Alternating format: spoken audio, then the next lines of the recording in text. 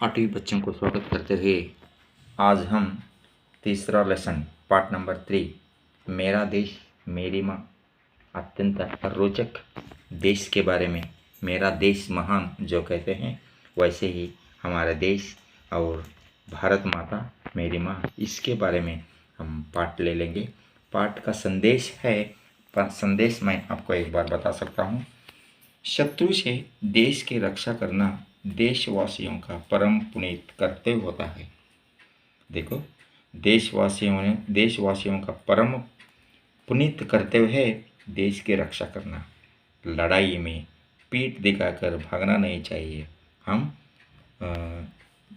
डर कर नहीं भागना शत्रुओं को, हमें पीठ दिखाकर भागना नहीं चाहिए।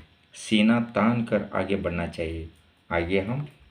आगे जाना चाहिए धीरज से, तभी तो वीर विजय माला पहनाते हैं।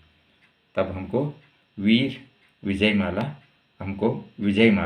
हम पहनते हैं, क्योंकि धीरज से काम होता है। इस घटना से बच्चों में साहस और वीरता का भाव जागता है। इस पाठ देने की विशेषता यह है कि बच्चों में साहस और वीरता भाव जागना चाहिए। वे अपने कर्तव्य के प्रति सजग होते हैं। वे किस तरह कर्तव्य करना देश के लिए, यह सबको हमको एक अच्छा दिमाग में आ सकता है। यह पाठ का विशेष संदेश है। पाठ का रोचक पाठ है बच्चों, देखेंगे।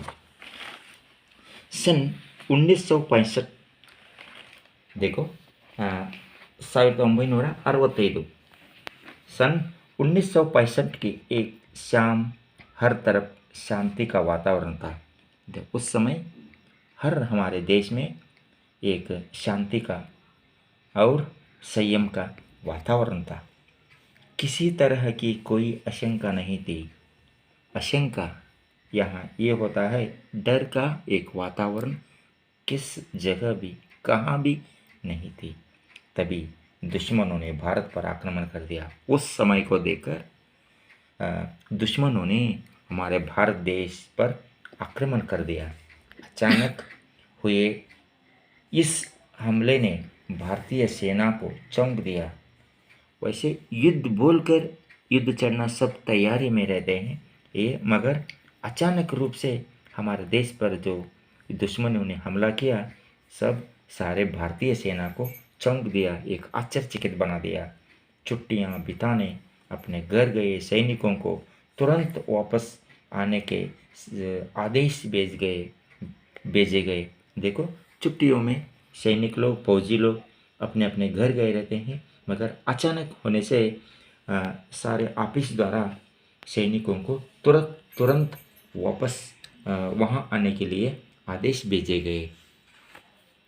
छुट्टियाँ बिता रहे भारतीय सेना के ही एक मेजर को जब सूचना मिली तो जाने की तैयारियां कर उन्होंने माँ के पैर छूकर प्रणाम किया। वैसे ही एक मेजर था, उस मेजर को भी युद्ध में शामिल होने के लिए और सेना के मुखंड था वो, उनको भी उधर अपने जो स्वीकार करने के लिए, मतलब उनका जो विनंती था उस विनंती को स्वीकार करने के लिए उन्होंने तैयार हुए और माँ के पैर छूकर प्रणाम किया। अपने माता को पैर पकड़कर क्या किया? प्रणाम किया। माँ का ममता जाग उठा। माँ ममता थी बेटे के पर।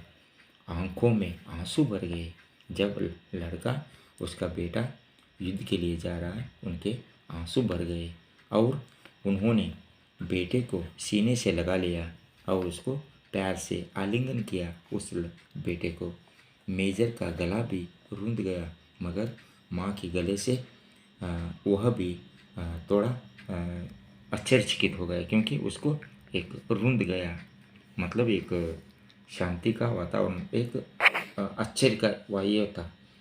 पर तुरंत ही मातृभूमि का स्मरण हो गया।